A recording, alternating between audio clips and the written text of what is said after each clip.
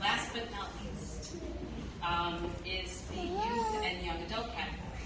And so this award is about a young person who is making themselves of service to other young people and addressing their needs effectively and compassionately.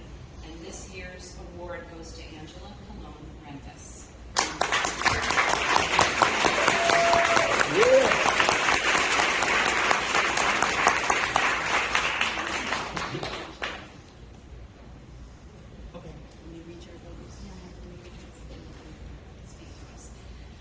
So Angela is a leader in the field of peer advocacy and has been an advocate in the field of mental wellness for years. She continuously advocates for the youth that she supports. She provides and has been a champion for bilingual services and has encouraged implementation of more diverse services for minority communities. Throughout the pandemic, she recognized and supported the need for bilingual virtual services. Thank you, Angela.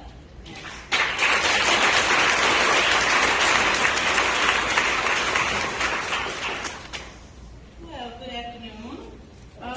We're almost out of here. I had to write something down because I tend to just, go crazy and forget what I was going to say.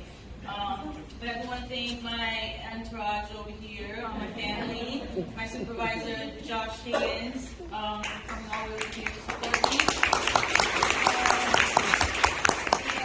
And when I found out, I can't forget about Robbie who nominated me. I'm not sure, I don't think he's here. But once I got the nomination and I knew I had to say something, I had 5 minutes, and I'm like, let's see.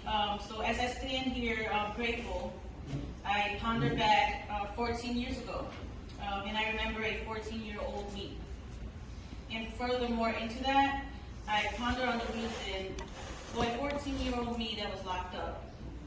I was in placement.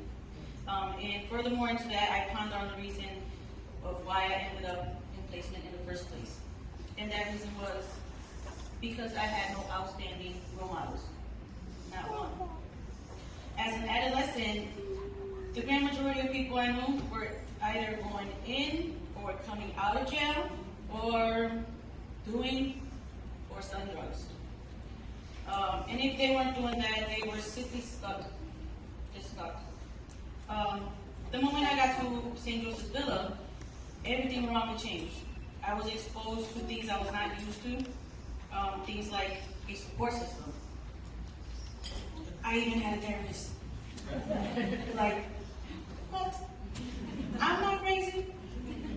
And that is something that I was a belief that as a Puerto Rican, we're instilled, mental health equals crazy.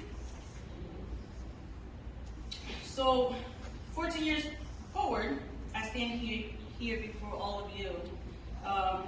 And that's because as a Hispanic woman, I no longer think mental health equals crazy.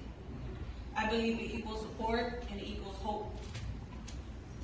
And because I firmly believe that everyone, especially youth, deserve to have at least one person in their life, one positive person in their life, that's a role model, mentor, or friend. I genuinely believe in meeting someone where they're at, and I hope that in the next few years I could continue doing this work as a bilingual youth and adult peer advocate in a larger scale across the state, in the world. I don't do all that, social media stuff because I'm afraid, but you never know, So, and just an effort to continue breaking the mental health stigma in the minority communities, and to be that one relatable person in someone's life who can continue meeting people where they're at. And thank you, I'm just grateful.